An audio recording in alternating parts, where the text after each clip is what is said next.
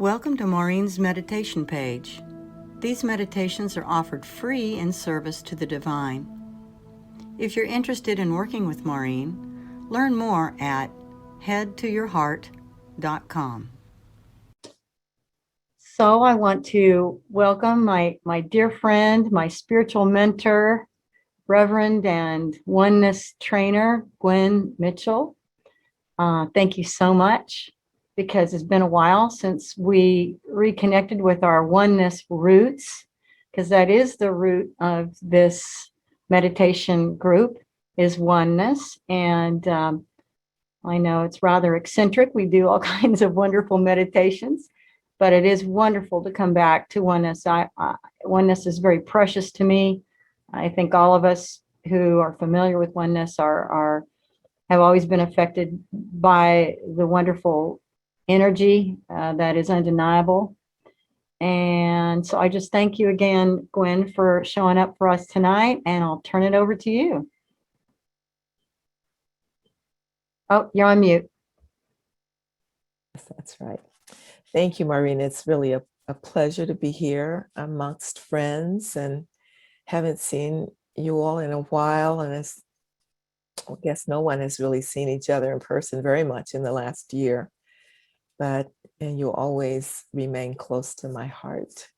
So I'm glad to be able to join you. And actually, Maurine asked me to do this some time ago, and the timing of it just happens to work out that it is just ahead of an opportunity to connect with Sri Bhagavan on a monthly basis. So what I'd like to do first is to just talk about that for a little bit and just hear from you. And then I'm going to actually facilitate the Smarana Deeksha, which is a meditative blessing from oneness to open our hearts and to increase compassion within our beings. So, and in this process, I will be tuning into different conditions that are going on in the world and any specific requests that you have as well, and inviting you to be present in this process, and I'll lead you through it so you'll see each of the steps, so not to worry. And so we'll do the meditation combination meditation Deeksha. It's a meditative blessing that way. So before starting that, I'd like to just share with you that on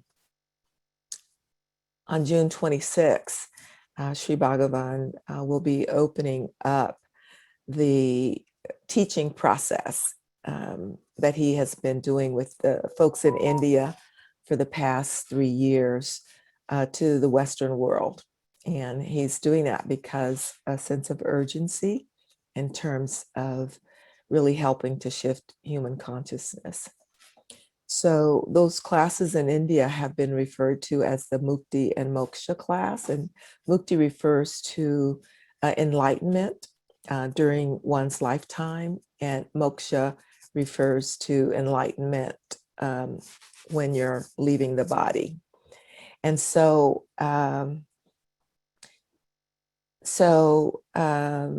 what they've observed over the past few years is that by having these monthly interactions with Sri Bhagavan, people have been moving very, very quickly into very, very high states of consciousness. And so that offering is now being made to the Western world as well.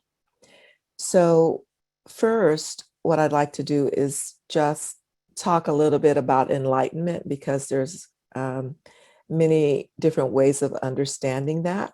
And most of us, when we think about enlightenment, we think about Buddha, or maybe Jesus, or Ramana Maharshi, or some other saint that we've heard, Francis d'Assisi, Saint Francis. So there are many people in history who achieved Rumi, and many people who've achieved this sort of expanded awareness and state of consciousness where they realize their connection with all that is. So just to demystify it a little bit, let's start by talking about enlightenment as is referred to by oneness and by Sri Bhagwan. And basically he defines it as ending human suffering, or being able to live the senses fully without the interference of the mind. Like right now, what we see is that we'll make a decision, we'll take an action, and then the mind kicks in and we're questioning it, we're second guessing it, we're having this inner dialogue about what we should have said, if we could have done it better, those kinds of things. And so there are three aspects, according to Bhagwan, of actually that affect our state of consciousness and our ability to flow with whatever is happening in our lives. One is the memories that our mind produces.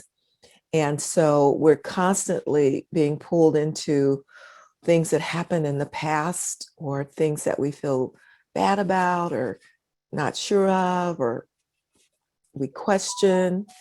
The other is our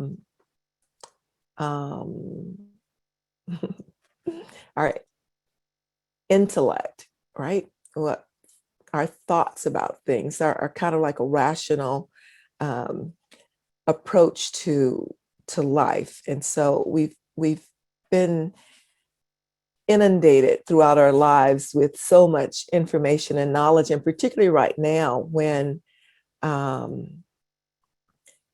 we are bombarded with so much technology as well.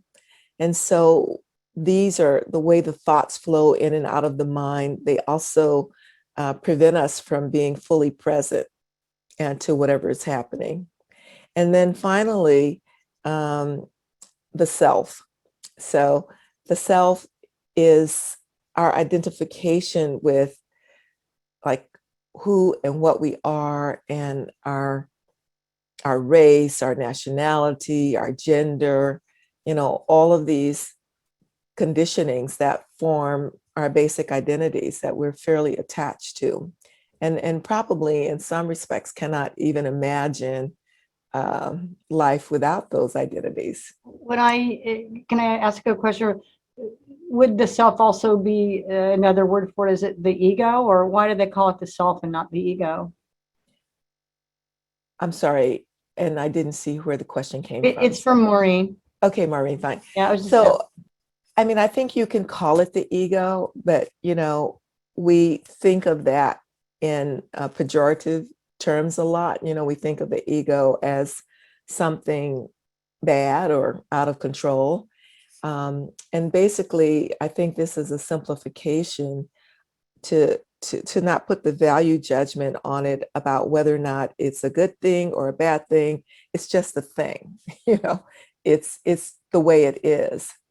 So, and personally, I've noticed, for me, I've been struggling with this in the last year as all of these racial issues have surfaced with the killings and with the protests that have happened, and as a person of color, African American, like I'm deeply affected by what's happening, and part of my struggle has been with okay, like how do I serve in this way without getting sort of caught in these deeply held wounds that are experienced in the consciousness of African American people, including myself.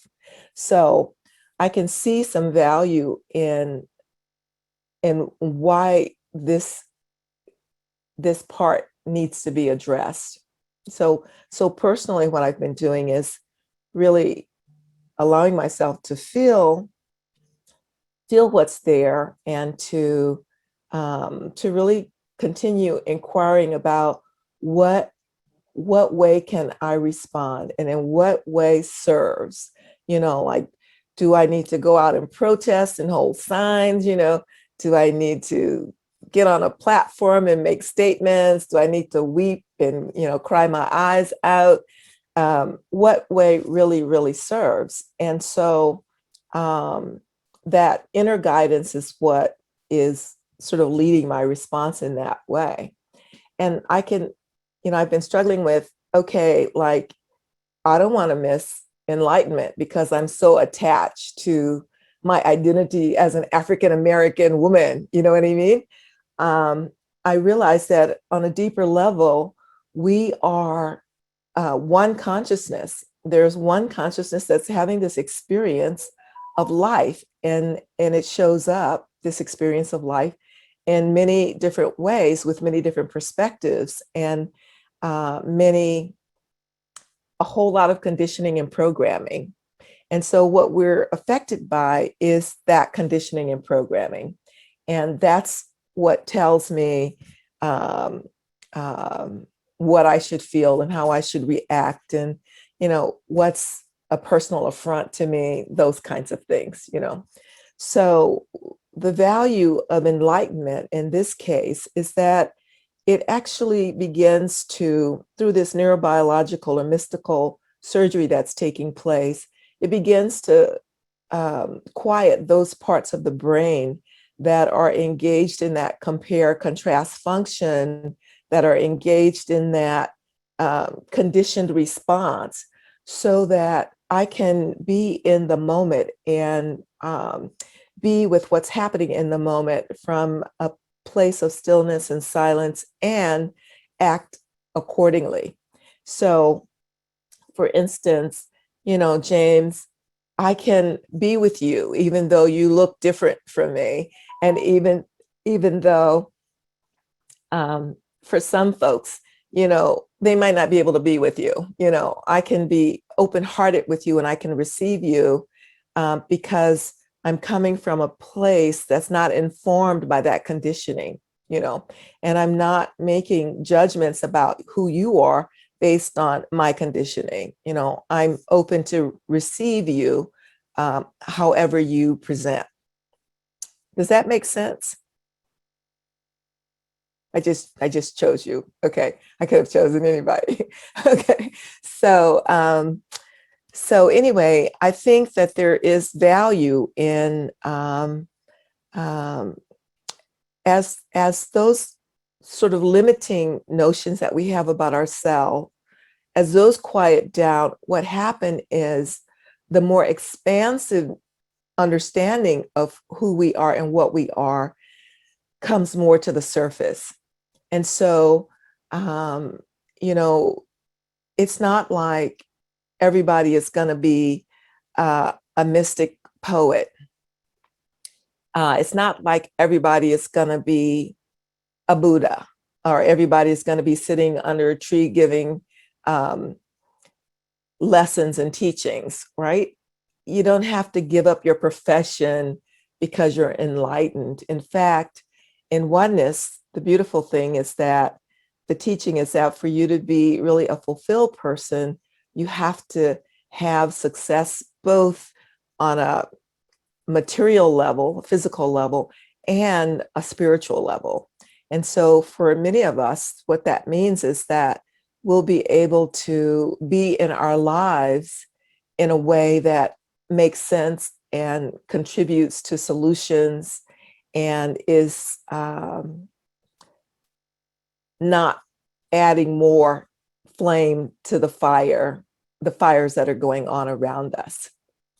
So just from a practical stance, it's about being present in the experience, whatever that experience happens to be, and to know that there's no right or wrong answer. There's no right or wrong response, but being able to operate from your heart in an authentic way, you'll know the right or wrong thing. You'll know the right thing to do in that moment. And we're right now just trying to confirm with a person who was recently confirmed to be in that state of enlightenment. If we can do like a informational Q&A kind of session tomorrow. And, she's in a different country. So she has said that 4 p.m. our time works best for her.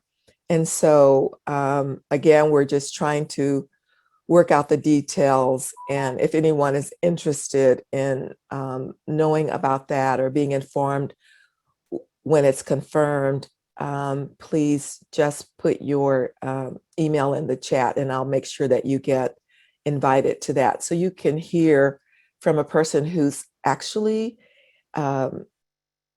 experienced this deep, abiding sense of silence. I think I told the group at some point in the past that when I had my first blessing, that my mind went silent for 3 weeks.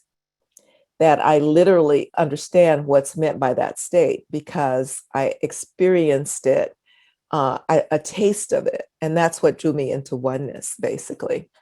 And so, but now we're talking about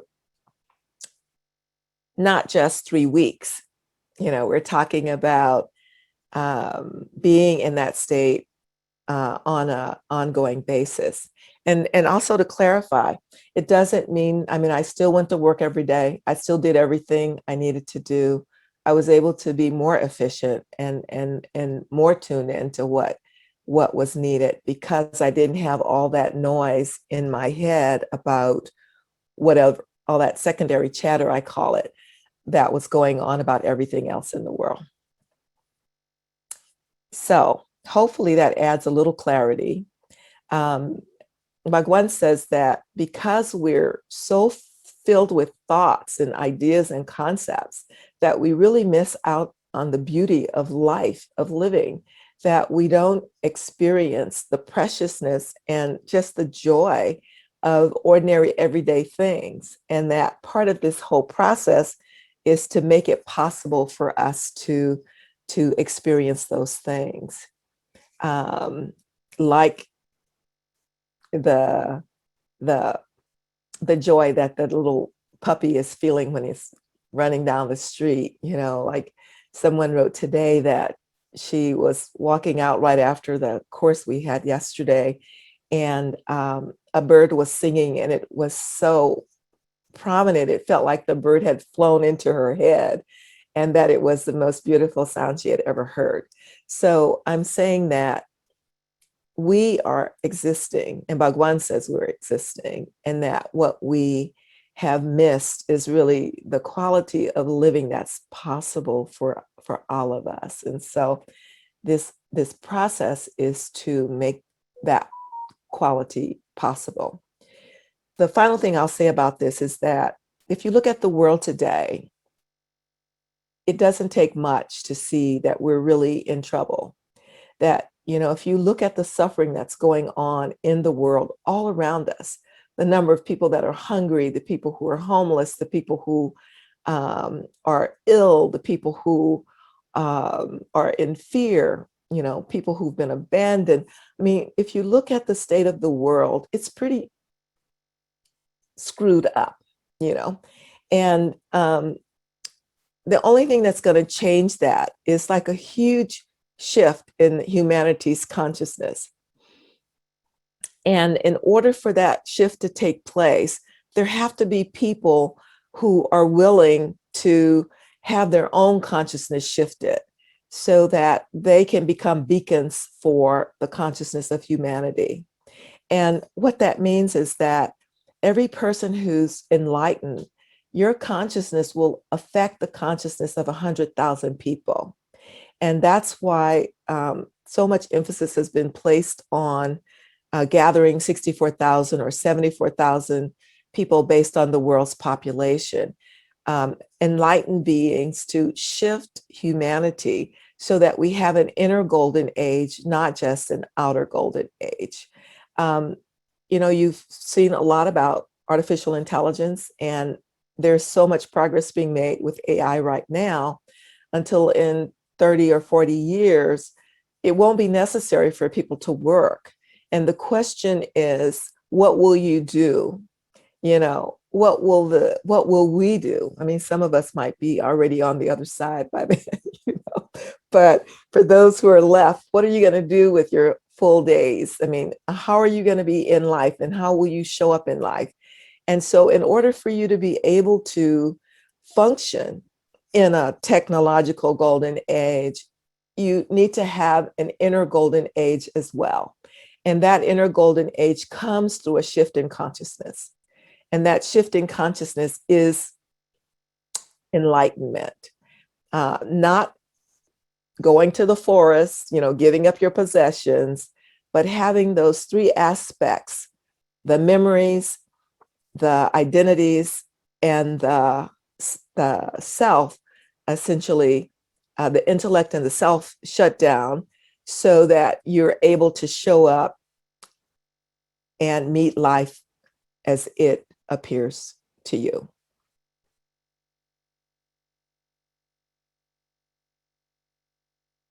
And so if maybe you could talk to us all about what the deadline to sign up for this year long and some of the details about that. Thank you, Maurine.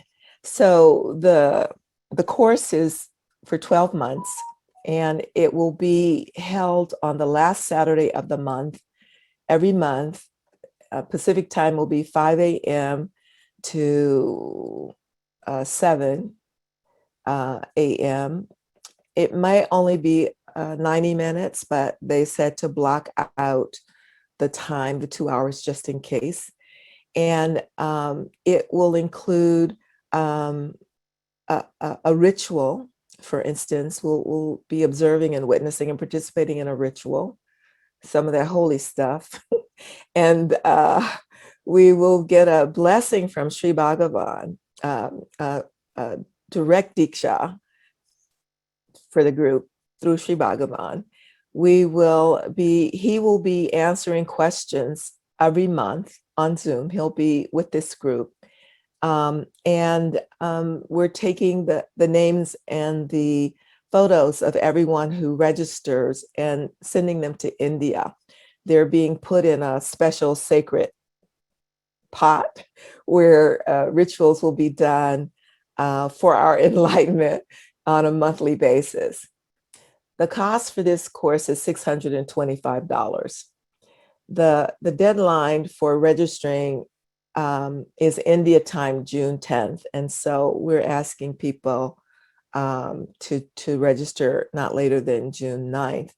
And I'll put a link in the chat where you can, let's see. Okay, a couple people put their email addresses in. Okay, so I'll send you that. And I'm asking folks that once they register to also confirm their registration on a Google form, so that I have your contact information and I can make sure to kind of serve you in this process. Make sure there are no problems with the payment. Make sure you get all the up-to-date information about the course and everything that's required. The year runs from June to May 31st. And yeah, I think that's it. Would it be possible, and you can say no to this, to give me an example of like what a ritual that they might do during one of the calls, or maybe what you've experienced in the past as one of their rituals? Well, I would imagine, based on what we've been experiencing in the Create course, is that they will be offering ancient chants, and they may be making offerings and pujas, fire ceremonies. What Bhagwan says is that ritual is the language of the subconscious. And so, for instance, even if we don't know what the words are, the meaning and the vibration of those words are going into our subconscious, and they are supporting us in that way.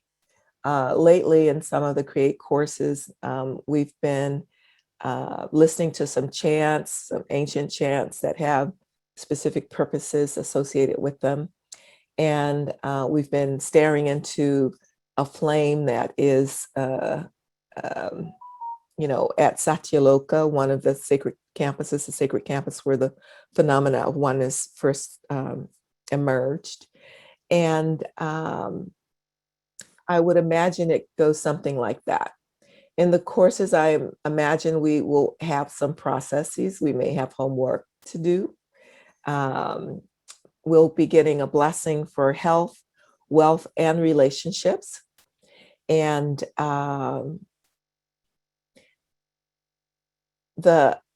this is for you if you feel called. It's not. I was telling Maurine today that my job is not to convince anyone. My job is to present the information and to help anyone who feels so inclined to be able to access it. That's the purpose for which I was born. And so that's what I'm fulfilling in this process with oneness. So if you decide later that you want to join and you miss the first month, there's no reduction in the cost for the year. It's going to be the $625 no matter when you do it. And if you break it down, that's something like $52 a class, which is like incredible, to sit with an enlightened master who, you can take this with a grain of salt, or you can take it for what it is, who have incarnated and reincarnated over a period of 850 years to get to this point, to help humanity at this time. And the time is such that we don't have any real idea of what we are as human beings, not only who we are, but what we are. And we don't have really an understanding of cosmology and the way the universe works, and the precession of the planets throughout the universe. And so, like Bhagwan said once, when someone asked the question, are you like a special being who's doing this? And his response is like, I'm not special. The time is special. The time is special because we've reached a point in Earth's evolution and its relationship to the universe where there's more kind of help than ever before. And it's also a crucial time for us. This pandemic was the first, and I don't want to do this because I don't want to make the fear card be your reason, but it was the first of major kinds of things that are going to be happening on the planet between now and 2027. And so, in order to be at a vibration so that we're not hindered by those things and we're not adding to the fear, being able to live in a higher vibration is absolutely essential. And so some people are signing up their children and their grandchildren, even though they're not going to be in the course, just so they can begin to get the blessing for enlightenment at some point during their life, So I think that, if there are any other questions, I'm happy to answer them. And I think that's what I have to say about this.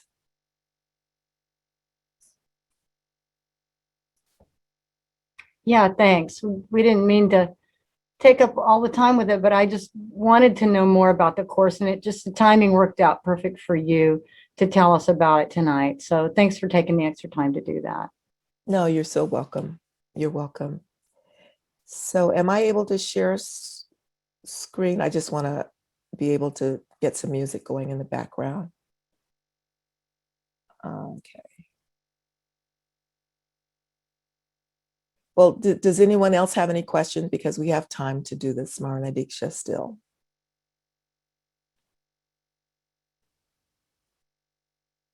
If you do, you can raise your hand and I'll see it. And Gwen, you're host now. I'm not. So when it's appropriate time to cut the recording, you can cut it. Okay? Because I can't do it now because you're the host. Okay, Because thank you. you're going to share screen. Okay, hold on a second. And just by way of technology, as co-host, you can do that too. And you can always make people co-host. Yeah, but I couldn't make you co-host. It didn't give me the option. It only let me make you host or not. I didn't get the co-host option. So you're host. It's fine. Just turn it back over to me when you're done, or else you can stop the recording when you're ready. Sounds Either. great. Thank you. Okay, so I don't see any questions. Okay, so in the Smarana Deeksha, we will do a few different things. As I said at the beginning, it is a meditative blessing. We've been sending Deeksha and sharing Deeksha with each other. And so the Smarana Deeksha was set up so that we could begin to support some of the things that were going on around the planet as well, and as well as our personal needs. And so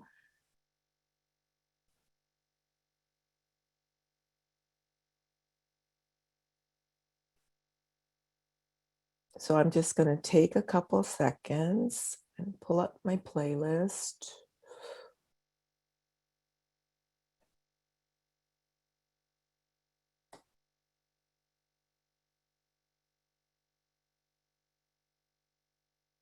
Okay, I like this one.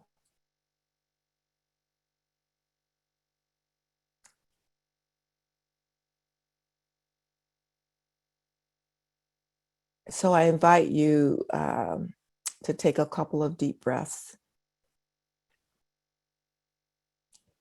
And we're going to change hand positions.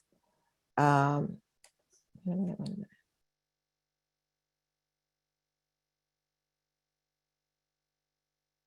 couple of times.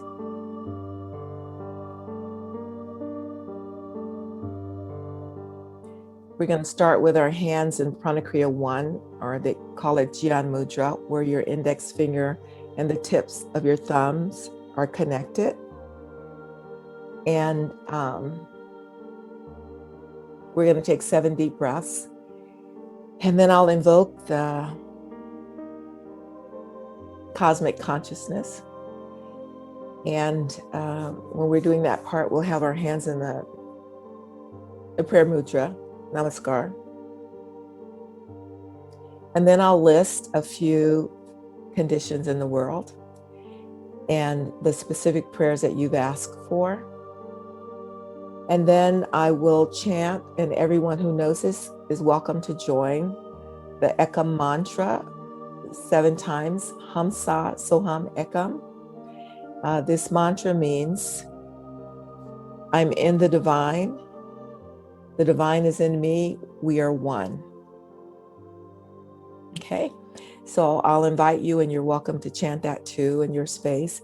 And then if you are initiated to offer Deeksha, we'll just, or even if you're not, we'll just send blessings to these conditions and these requests. So thank you for your patience and for your attention, and know that sometimes I'm very passionate about this subject. So please receive it with the love that it's offered. Okay, so let's take 3 deep breaths. And I like when we breathe in together that we really feel ourselves breathing together as a group.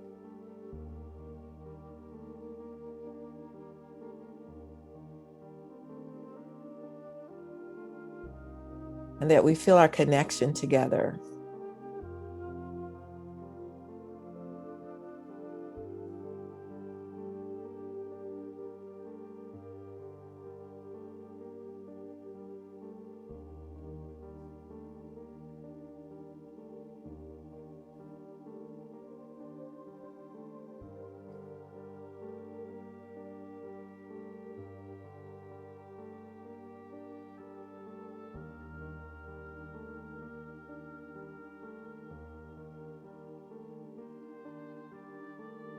that we're all fully, fully present here, right now.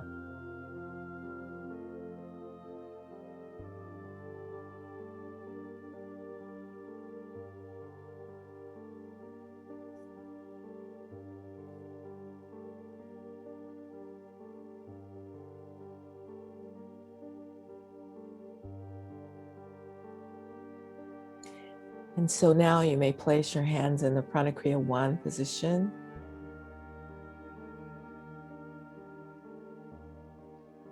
And let's take 7 breaths together. So inhale. Exhale.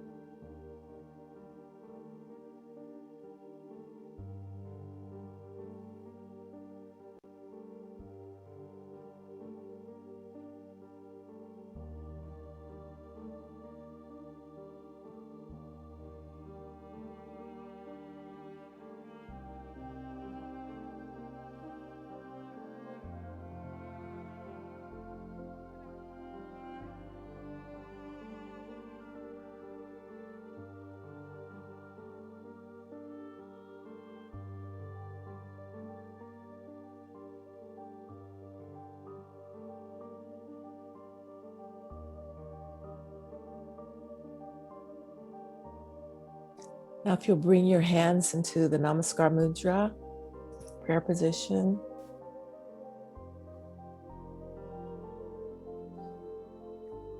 I'm going to invoke the Hiranyagarbha, which is a Sanskrit word for the golden ball. It also is a metaphor. Well, the cosmic womb, the cosmic egg out of which all of creation flowed and is currently flowing.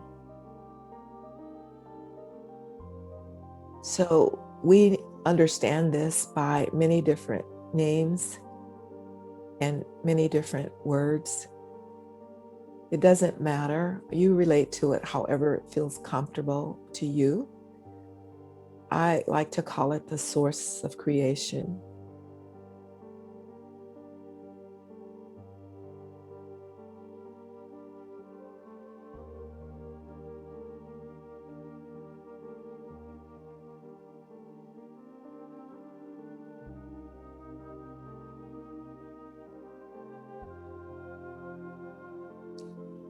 And I'm asking that we tap into the frequency of compassion.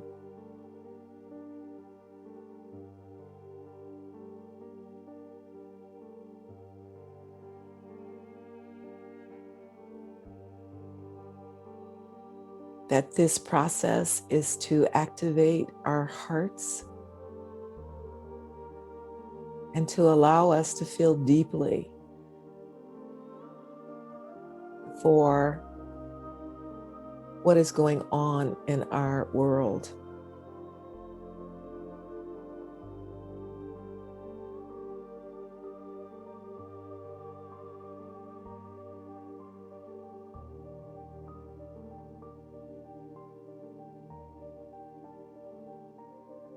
And I'll start with the pandemic, which is morphing and producing new variants and affecting people in different parts of the world in very intense ways.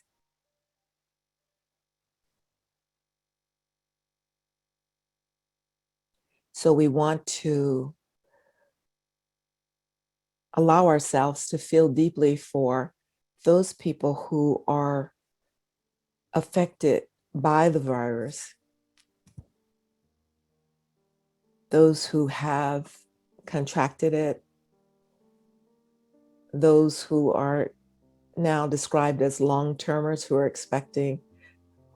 experiencing the neurological effects of it. For all the frontline workers who are caring for people and who are surrounded by death in such a profound way.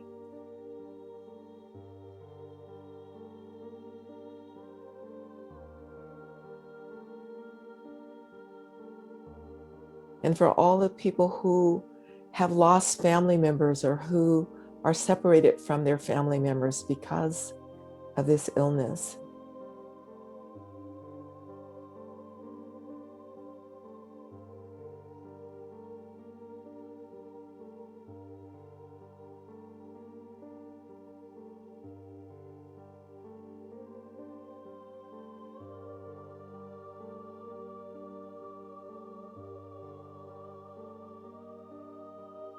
And for all the souls who are making their way to the other side.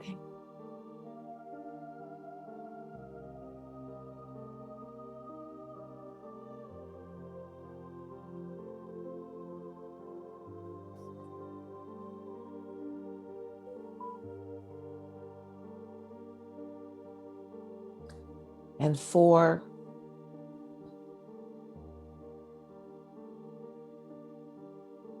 all who are living in fear of contracting the virus, those who are conflicted about whether to be vaccinated or not, those who are suffering side effects of vaccines.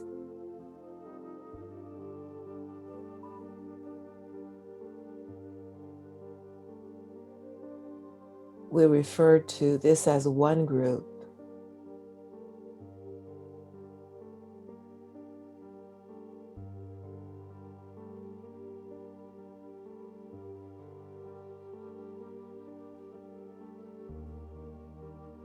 And we'll send this blessing to all those who are in war-torn countries,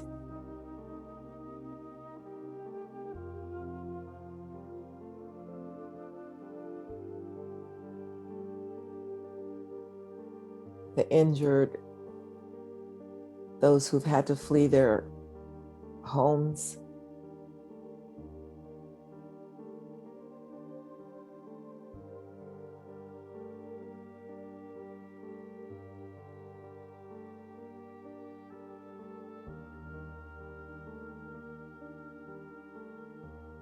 and for the people on each side of the disturbance.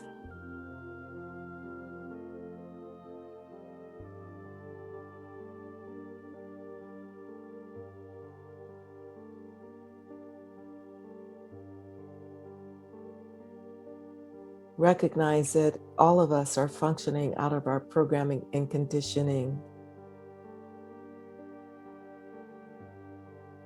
And so we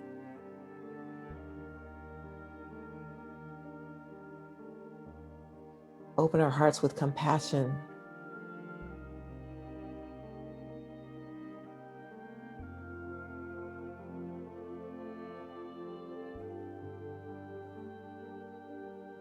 to all those folks who are suffering economic difficulty, loss of jobs, loss of businesses,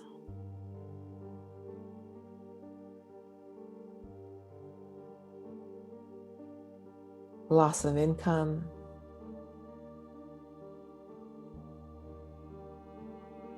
Who are faced with uncertainty.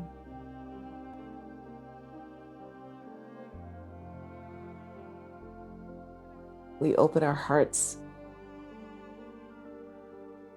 to feel deeply for them as well.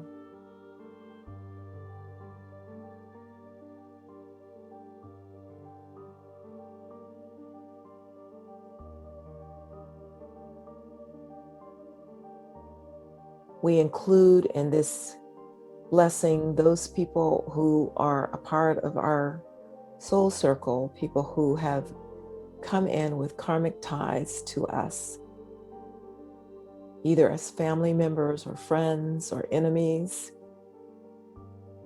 managers,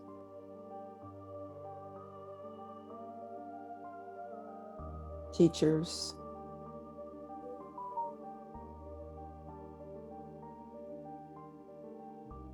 As we send this blessing to them with the intention that we are open to receive whatever lesson we are here to learn in these situations.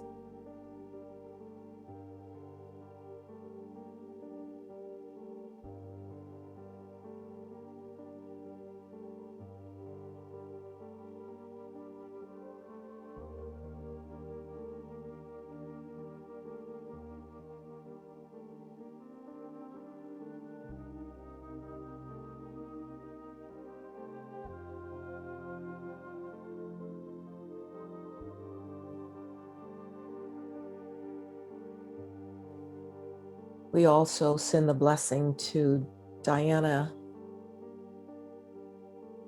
and Toby's mothers,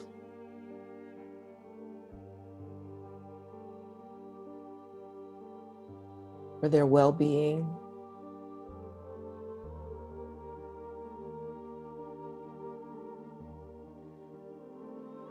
To Chris's friend Karen, that her path forward might be cleared.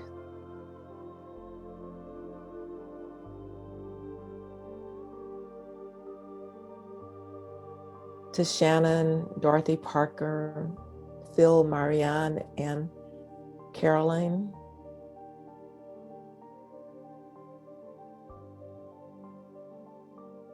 And to Evie for healing.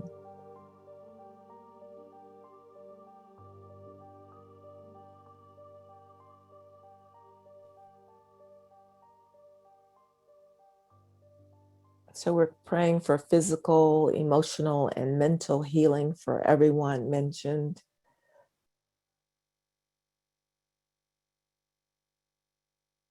And for their awakening.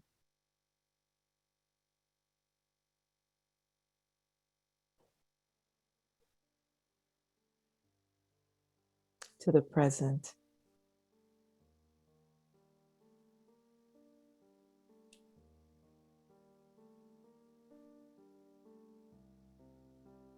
I'll chant the Eka mantra 7 times. Feel free to join. And then we'll radiate this blessing to all those that we've mentioned.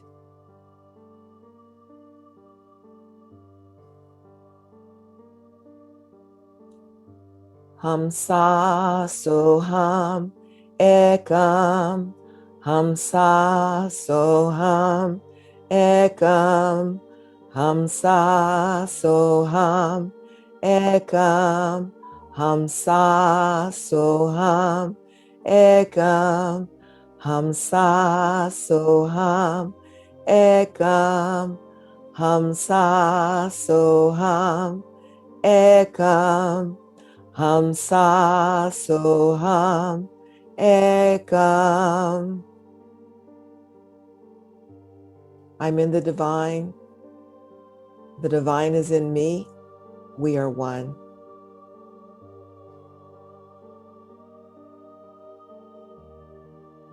Join me in sending the blessing.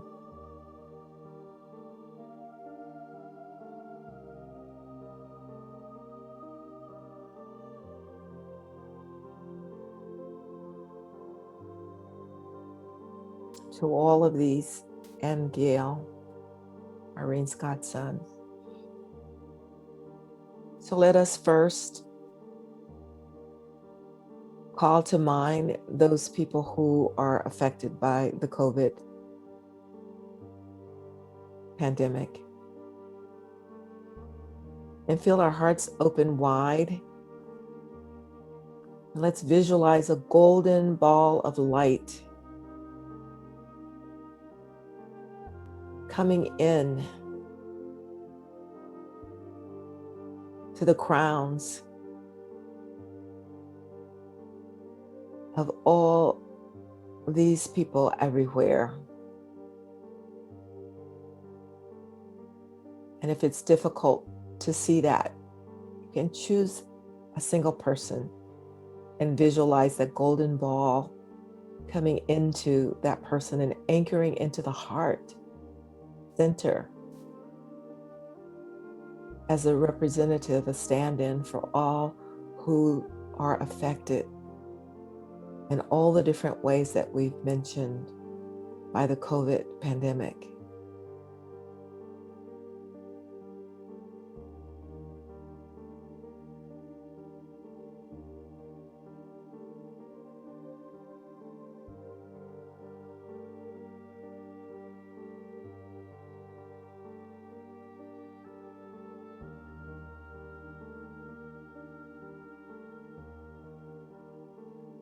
And let us also send this to all the people everywhere in war-torn countries and people who've had to flee their homes, or refugees.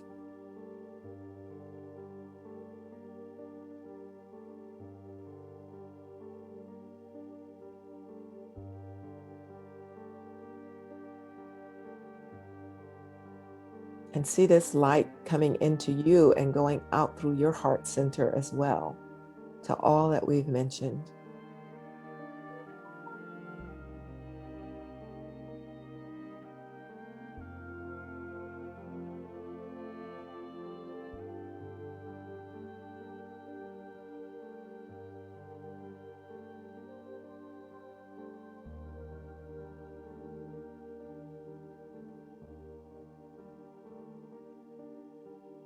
Take a deep breath and exhale. And allow the energy to flow into your soul circle, to your karmic connections.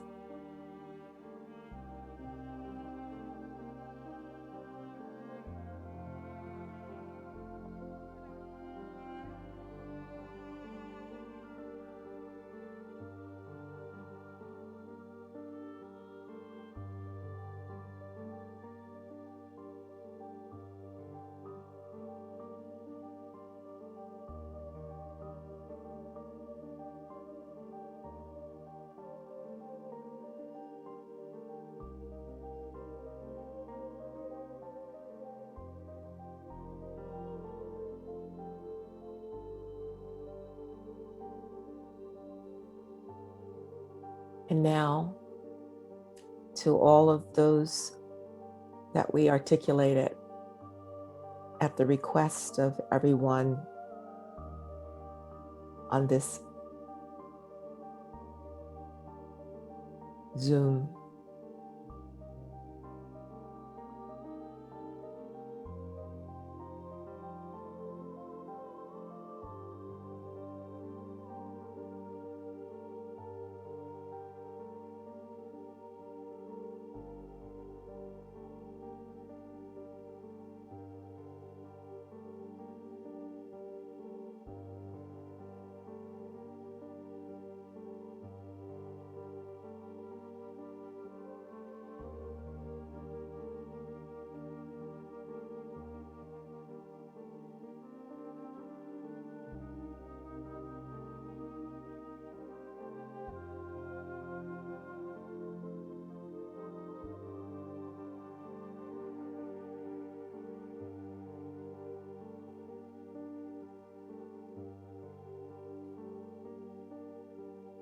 Diane and Toby's moms,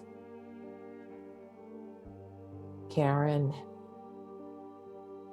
Shannon, Dorothy Parker, Bill, Marianne, Caroline, Evie, and Guile.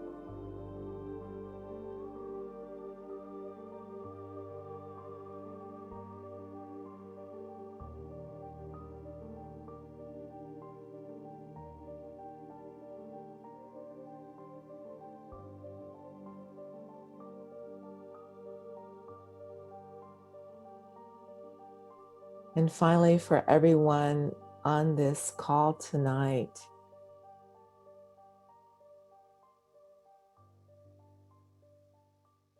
we send this blessing to you,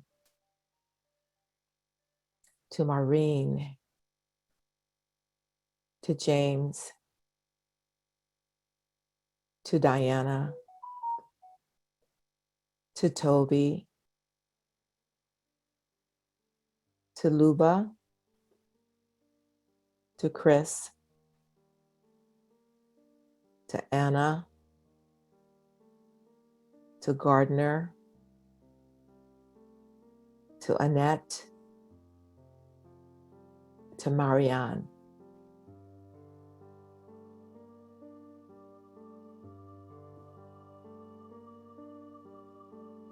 And back to you, Gwen. And to me. Thank you.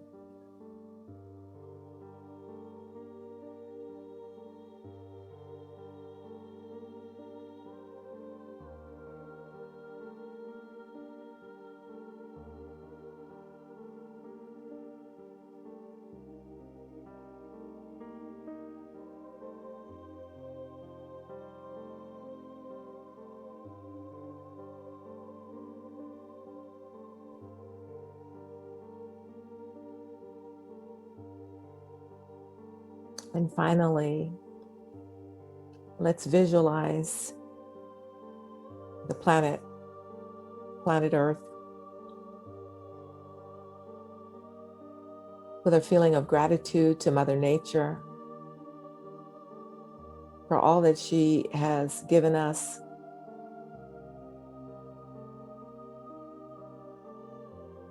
for all the ways that she supports us.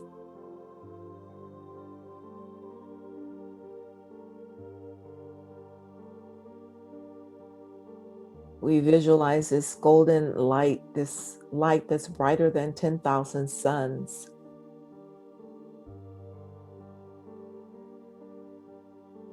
flowing into the earth and bathing Mother Nature.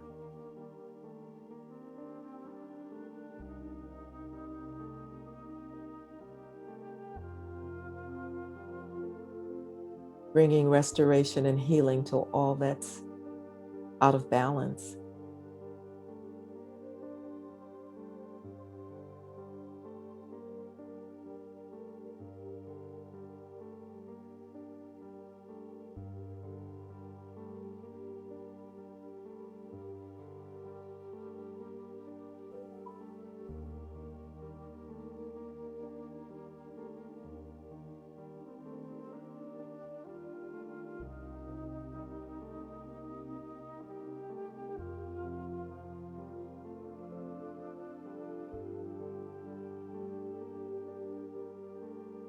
And so it is. Om Shanti, Shanti, Shanti He. Peace within, peace outside, and peace all around us.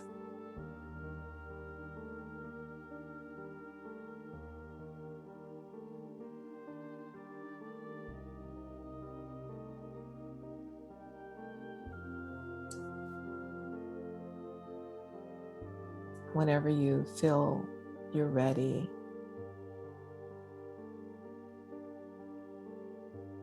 you may open your eyes.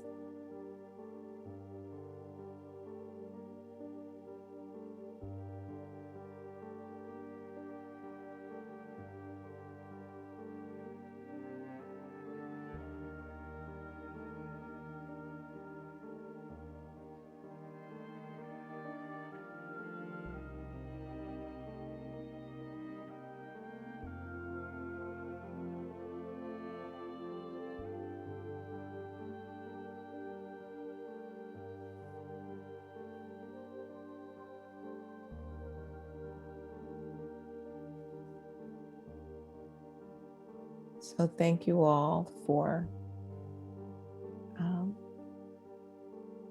having me this evening. Thank you for joining in on these free meditations.